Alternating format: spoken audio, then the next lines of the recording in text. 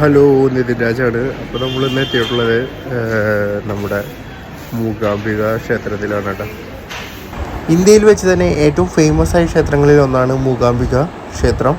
കർണാടക സ്റ്റേറ്റിലാണ് നമ്മുടെ ഈ ഒരു ക്ഷേത്രം സ്ഥിതി ചെയ്യുന്നത്. വളരെയധികം സവിശേഷതകളുള്ള ക്ഷേത്രമാണ് കേട്ടോ മൂകാംബിക ദേവി ക്ഷേത്രം.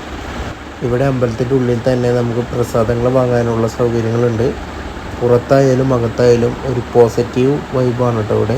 നമ്മുടെ മൂകാംബിക ക്ഷേത്രത്തിനോട് അടുത്താണ് കേട്ടോ കുടജാദ്രി. അപ്പോൾ അമ്പലത്തിൻ്റെ ഫ്രണ്ടിൽ നിന്ന് ജീപ്പുകൾ ലഭിക്കുന്നതായിരിക്കും കുടജാദ്രി വരെ പോകാൻ. അപ്പോൾ ഗായ്സ്, അപ്പോൾ നമ്മൾ അമ്പലത്തിൽ കയറി പ്രസാദമൊക്കെ മേടിച്ചു ഇറങ്ങി.